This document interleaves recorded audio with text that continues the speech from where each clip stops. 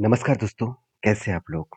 Finally वो update आ चुके हैं जिसके हम लोगों का बेसब्री से इंतजार था।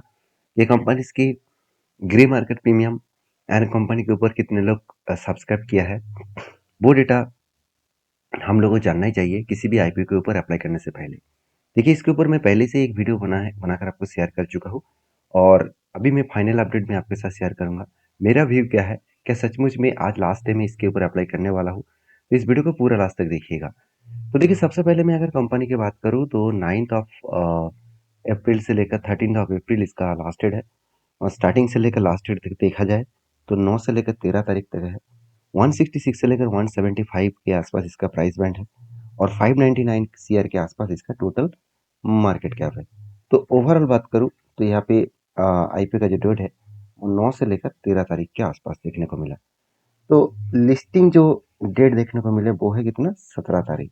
तो 17 तारीख इसका लिस्टिंग होगा, मतलब लिस्टिंग होने से पहले आपको कुछ डेटा देखना चाहिए। किसी भी कंपनी के ऊपर अप्लाई करने से पहले कुछ डेटा बहुत इंपॉर्टेंस होते हैं जो आपको हेल्प करेगा किसी भी कंपनी के ऊपर अच्छा खासा अर्निंग करने के लिए। तो यहाँ पे देख सकते हैं टोटल जो इशू साइज है 150 करोड़, उनमें से 133 करोड़ फ्रेश इशू है, मतलब बिजनेस में इन्वेस्ट होगा, और 18 करोड़ ऑफर फॉर सेल है, प्रोमोटर के जेब में जाएगा। तो ठीक है, कंपनी के डेटा पॉइंट्स तो ठीक बता रहा है। कंपनी का बिजनेस मॉडल्स भी मैं पहले बता चुका हूँ। ओम पावर ट्रांसमिशन मतलब पावर ट्रांसमिशन का काम करते हैं, मतलब एक जगह से लेकर दूसरी जगह तक जो पावर का ट्रांसमिशन किया जाता है उसी प्रोजेक्ट के ऊपर कंपनी काम कर रहा है। और कंपनी के जो फाइनेंशियल डिटेल्स है, एसेट देखिए लगातार ग्रोथ हुआ, अच्छी बात है। उसके साथ साथ कंपनी का टोटल इनकम भी ग्रोथ हुआ और साथ ही साथ कंपनी का नेट प्रॉफिटेबिलिटी 6 से लेकर 22 तक इसका टोटल प्रॉफिटेबिलिटी, नेट आफ्टर मतलब प्रॉफिट आफ्टर टैक्सेस, ये भी बढ़ता हुआ देखने को मिले। और साथ ही साथ टोटल बोरिंग्स के बारे में बात करूँ तो 25 से लेकर आज कंपनी का प्रॉफिट जो है वो 18 करोड़ हो चुके हैं।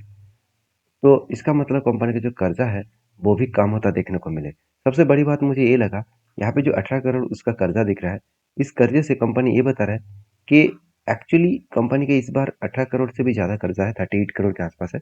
इनमें से कंपनी 25 करोड़ कर्जा मिटाने वाला है, क्योंकि जो पैसा मार्केट से उठाने वाला है उसमें से 25 करोड़ वो कर्जा मिटाने के लिए यूज़ करेगा। तो मुझे ये भी गुड पॉइंट्स लगा। साथ ही साथ कंपनी का कुछ मशीनरी खरीदने के लिए 11 करोड़ यूज़ करेगा और बाकी कंपनी के कुछ बिजनेस पर्पस में 55 करोड़ का यूज़ करेगा। टोटल 91 करोड़ यूज़ होगा बिजनेस पर्पस में। तो ओवरऑल कंपनी का जो परफॉर्मेंस है जो मैं आपके साथ शेयर किया था वो मुझे बहुत स्ट्रांग देखने को मिला, क्योंकि आरओसी आरओई दोनों ही अच्छा है। डेप्थ जितना दिख रहा है और भी कम हो जाएगा, मतलब एक करने के बाद। तो मुझे सब कुछ अच्छा लगा, मगर कुछ पॉइंट्स थोड़ा सा वीक लगा। जैसे अर्निंग पर शेयर यहाँ पे कम है। कम है बोलने का मतलब क्या है, इस सेक्टर में बाकी जो कंपनी है उसका अर्निंग शेयर बहुत ज़्यादा है और पी रेशियो भी 21 के आसपास है। पी रेशियो थोड़ा सा यहाँ पे कम तो लिखा, अच्छी बात है, मगर अर्निंग पर शेयर भी कम देखने को मिला। तो चलो अभी मेन मुद्दे पे आते हैं। देखिए, कंपनी का मेन मुद्दे जाने से पहले कंपनी का पेट मार्जिन एक बार देख लीजिए। देखिए, प्रॉफिट आफ्टर टैक्स मार्जिन ज़्यादा होना चाहिए था, 8% के आसपास है, मतलब प्रॉफिट अर्निंग टैक्सेस जो है वो कम देखने को मिला है।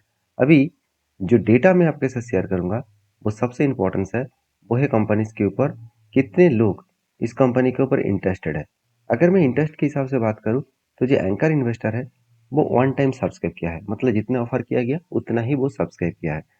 तो जो एंकर इन्वेस्टर है, एंकर इन्वेस्टर देखिए 1.18 टाइम्स सब्सक्राइब किया है, अच्छी बात है। जितना ऑफर किया गया उससे थोड़ा सा ज़्यादा ऑफर एक्सेप्ट किया, मगर गलती नहीं, इसके बाद जो डेटा आपको मिलेगा वो थोड़ा सा वीकनेस है। जैसे एनआई कैटेगरीज 0.38 के आसपास है, मतलब करीबन 12 लाख 86 करोड़ के आस सॉरी 12 लाख 86 हज़ार करोड़ के आसपास टोटल ऑफर किया गया क्वांटिटी का। तो यहाँ पे वो ऑफर एक्सेप्ट किया जस्ट 4 लाख 85 हज़ार करोड़ के आसपास, तो बहुत कम ऑफर को एक्सेप्ट किया। उसी तरीके से एनआई कैटेगरीज के दो कैटेगरी होते हैं, एक 10 लाख के ऊपर, एक 10 लाख के नीचे। दोनों में ही आपको डेटा दिखेगा बहुत कम। रिटेल इन्वेस्टर भी 0.59 के आसपास, मतलब रिटेल इन्वेस्टर भी यहाँ पे इंटरेस्ट नहीं दिखाया है, क्योंकि रिटेल पब्लिक को 30 लैक्स करोड़ के आसपास ऑफर किया गया, वहाँ पे जस्ट 70 लाख करोड़ ऑफर के एक्सेप्ट किया, मतलब आधा के आसपास बोल सकते हैं। तो ओवरऑल जब बात करूँ, ओवरऑल जो डेटा देखने को मिला वो डेटा कुछ इस तरीके से है कि मुझे उतना स्ट्रॉन्ग डेटा यहाँ पे नहीं मिला है। तो इस कारण की वजह से मैं इस कंपनी के ऊपर इंटरेस्टेड ज़्यादा नहीं हूँ।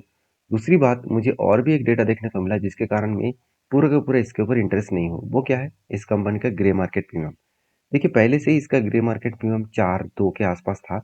अभी वो 1% के आसपास दिख रहा है। तो 1% के आसपास मतलब कंपनी के नेगेटिव ओपिनियन होने का चांसेस बहुत ज़्यादा होते हैं। और इसके पीछे रीज़न भी है। कंपनी में खराबी कुछ नहीं है। जिस तरीके से ग्लोबल मार्केट में प्रेशराइज़ देखने को मिला, जिस तरीके से वॉर सिचुएशन कंटिन्यूअसली चल रहा है, तो उसके कारण इंडियन मार्केट में पहले से ही एक बिग रश देखने को मिला। तो उस टाइम में कोई भी कंपनी आईपीओ लेके आ रहा है मतलब उसको बहुत बड़ा झटका यहाँ पे लगने वाला है। तो बाकी मैं इस कंपनी के ऊपर इंटरेस्टेड नहीं हूँ। क्या आपके क्या एक सेम राय राय है? मुझे कमेंट्स करके ज़रूर लिखना और इस तरीके से डिटेल्स अपडेट पाने के लिए मुझे फॉलो करना। Thank you.